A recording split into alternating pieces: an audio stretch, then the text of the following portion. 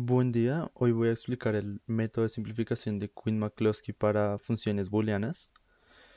Bueno, este es un algoritmo de simplificación de funciones booleanas prácticamente idéntico al método de simplificación por los mapas de Carnot, con la diferencia de que gracias a su forma de tabular las funciones y resultados, lo hace un método más eficiente a la hora de implementarlo en lenguajes computacionales o algorítmicos. Eh, Además de que al ser un método que no se basa en un procedimiento estricto, sino como se vaya dando el caso, es una forma más óptima de solucionar, bueno, de simplificar funciones booleanas que haciéndolo por mapas de Carnot y teniendo en cuenta cada una de las variables, lo cual se tornaría un trabajo bastante largo y engorroso. Bueno, es un método desarrollado por William Van Orman Quine y Edward J. McCloskey.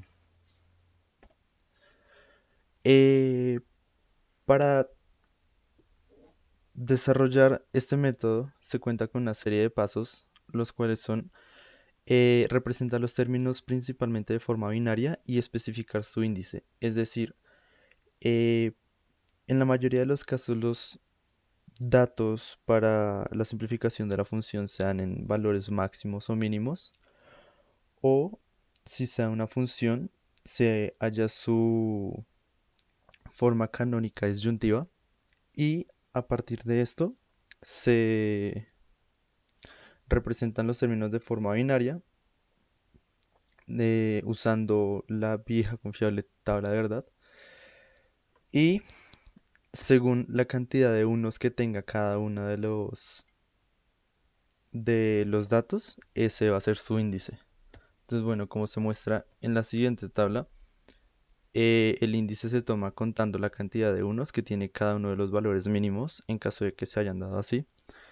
Y posteriormente se entra a organizar estos datos, ya teniendo en cuenta los índices uno, los que tienen índice 2, índice 3, para los siguientes pasos. Bueno, el segundo es agrupar los índices, bueno, lo que acabo de decir. El tercero es obtener las adyacencias de primer orden. Es algo que tocaré a fondo más adelante en el video, pero prácticamente es relacionar como en un tipo de propiedad distributiva.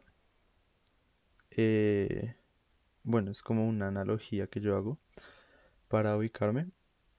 Es simplemente los, tomar los datos por los índices y digamos los datos del índice uno, eh, compararlos con todos los datos del índice 2, los datos del 2 compararlos con los del índice 3 y tomar los resultados si se cumplen ciertas condiciones. Estas condiciones principalmente son que los dos valores comparados deben tener máximo un valor diferente en el que se va a poner un guión o un valor nulo.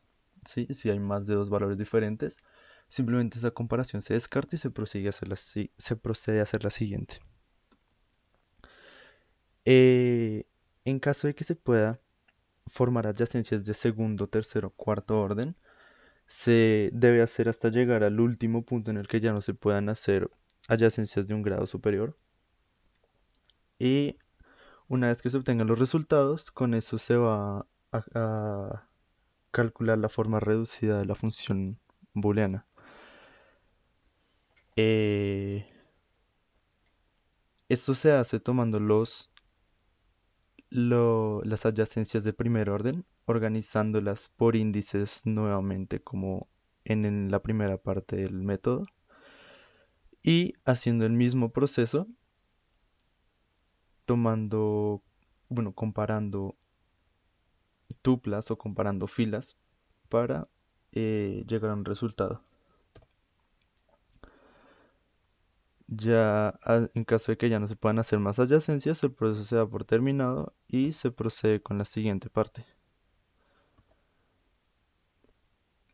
Bueno, eso es lo que explicaba en la imagen anterior, que es que las adyacencias de primer orden se organizan nuevamente por los índices según la cantidad de unos que tenga cada una de las filas y con esta tabla se procede a hacer la comparación para el siguiente orden. Vale, como el punto 6 se tienen nombradas las adyacencias no cubiertas, ya esto es para los últimos pasos que una vez que no se puedan hacer más adyacencias, ¿sí? Se toman las que no pudieron efectuar ningún proceso y no se pudieron comparar con otras adyacencias y se les ordena del orden mayor al orden menor, es decir, de abajo hacia arriba consecutivamente. A estas adyacencias o a estas adyacencias no cubiertas se les va a llamar implicantes primos y son los que van a participar al final del proceso para darnos el resultado de la función. Como punto 7 se tiene la tabla de implicantes primos identificando los implicantes dominantes. ¿Qué es un implicante dominante? Es un implicante que contiene a otro. Prácticamente es como decir que el implicante A tiene, por ejemplo, los valores 2, 3 y 4 y el implicante B tiene los valores 2 y 3 únicamente. Esto significaría que el implicante A es dominante sobre B porque tiene los mismos valores más uno o varios adicionales.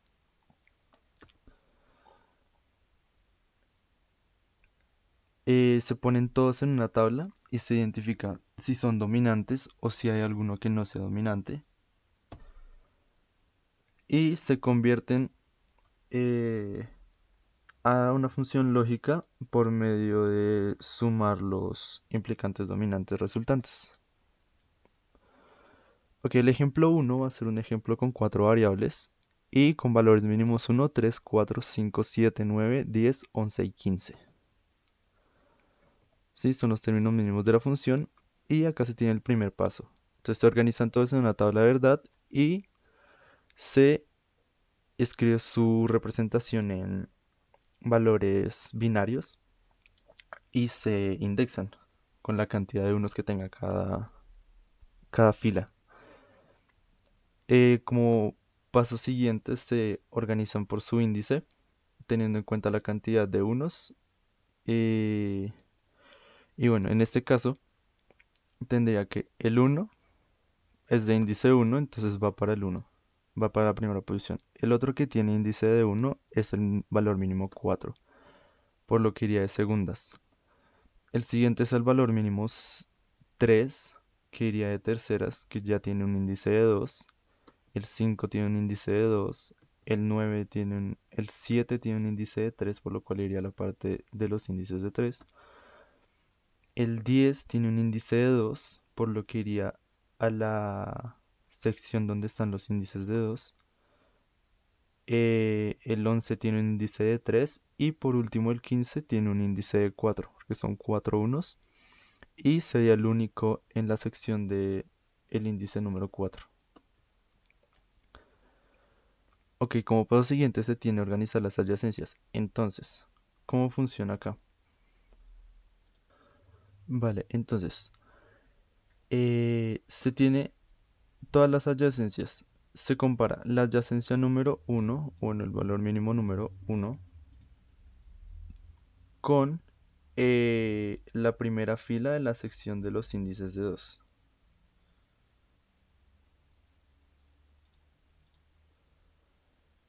Esta con esta.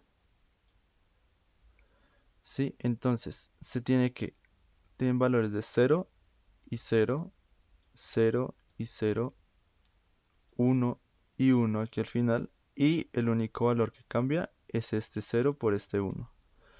Entonces, acá se pone lo mismo, solo que ese valor diferente, ese valor erróneo, se reemplaza por un guión o un menos o un negativo, lo que representaría un valor nulo.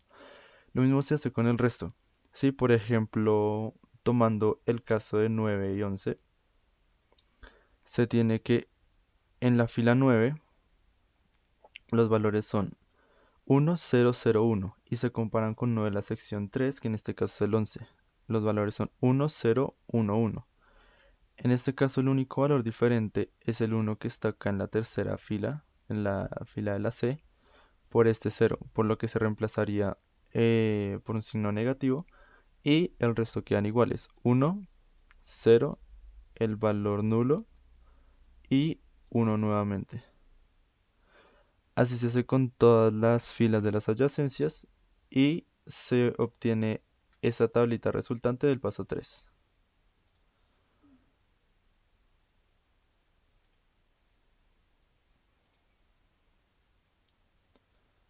Esas son las adyacencias de primer grado. Ok, ya se tienen las adyacencias de segundo grado, que es el mismo proceso, se organizan las adyacencias de primer grado y se procede a hacer la misma comparación con las de los índices diferentes. Entonces, por ejemplo, en el primer caso sería 1, 3, 5 y 7. Entonces, se compara 1,3 o 1 y 3 con 5 y 7. Tiene que esta vale 0, 0, guión 1 y esta vale 0, 1, guión 1. Lo que significa que el único valor diferente es este 1 y este 0, por lo que se reemplazaría con un valor negativo o nulo. Se puede tener en cuenta para facilitar el proceso que digamos cuando se esté haciendo una comparación, el posible resultado, la posible comparación correcta debe tener el guión en la misma posición en la que la primera fila lo tiene. Por ejemplo, comparándose con el índice 2, podría ser esta la opción, porque tiene el valor nulo en la misma posición.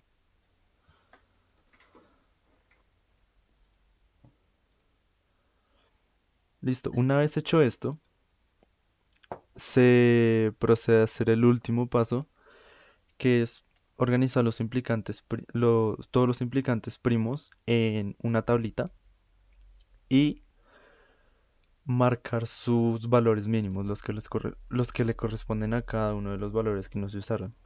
¿Sí? Luego se identifican las columnas en las que solo haya una X o solo haya una casilla marcada. Eh, Después a esa misma columna, en la casilla donde está marcada, se marca toda la fila y en donde haya alguna otra X, toda esa columna va a ser una columna dominada por esa X. ¿Sí? Se hace el proceso con todas. Entonces, por ejemplo, acá hay otra X que está solita. eh, Posteriormente se toma toda su fila y todas las casillas que estén marcadas van a pasar automáticamente a ser dominantes de su propia columna. Por ejemplo, la primera, la segunda y la penúltima. La siguiente que está sola es esta, la de la casilla 10. Entonces en el siguiente paso se toma toda la fila y como esta X ya está dentro de un cuadrito, no es necesario volver a hacer otro cuadrito o volver a marcarla como dominante porque ya lo es. Y se hace el mismo paso para la última, se toma toda la fila y por último se toma esta columna que es eh, que denota al tener todas las casillas seleccionadas que todas las todos los implicantes primos son dominantes y no hay que hacer un proceso adicional para sacar la respuesta. Eh, con esto tendríamos que la respuesta es la suma de todos los implicantes primos, lo que daría como resultado esta expresión que son los implicantes primos en valor booleano, ¿sí? Donde cada posición es una de las variables que tiene la función, ¿sí? Esta sería la A, esta sería la B, esta sería la C y esta sería la D. Entonces, como la A es un cero, se toma como un valor negado, ¿sí? Sería A negada. Como la B es uno, es B. Como la C es cero, sería C negada. Y como la D es nula, simplemente se descarta. Así con todo, sí tendríamos como resultado esta función a negada b por c negada más a por b negada por c más a negada por d más b negada por d más c por d. Vale, para el segundo ejemplo se tiene una función de 5 variables y se tienen todos sus valores mínimos. Para esta función prácticamente es el mismo proceso, por lo que no me voy a extender mucho. Simplemente se organizan los valores mínimos y se pone su representación en valor booleano y se organizan según el índice. Entonces se saca el índice de cada una, se cuentan los unos y se organizan de forma consecutiva para proceder a hacer el siguiente paso de hallar los adyacentes, el cual está acá. Estas ya serían las adyacencias de primer grado. Es una lista bastante extensa debido a la cantidad de variables, pero sin embargo sigue siendo un proceso mucho más sencillo que usar los mapas de Carnot para tantas variables. Bueno, acá se tiene el primer eh, implicante primo. Bueno, estas ya son las adyacencias de primer grado, pero organizadas por el índice. Y se tiene el primer implicante primo, que sería este, 12,13, debido a que en los siguientes pasos no se usa en ningún momento, no participan en otras adyacencias y no es, como por decirlo así, compatible. Estas ya son las adyacencias de segundo grado.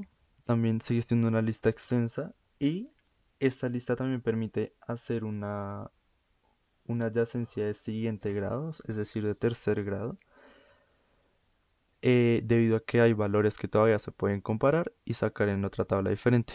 Esos valores están acá. Esas ya son las adyacencias de tercer grado, en donde se tienen nada más tres, que serían los tres primeros implicantes primos.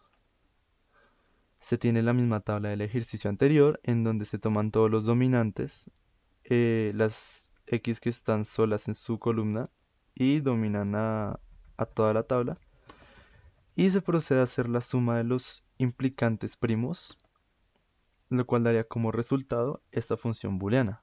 A negado por B por C por D negado, más A negado por B negado por C negado, más A por B negado por D, más B negado por E negado, más C negado por D, más D negado por E negado.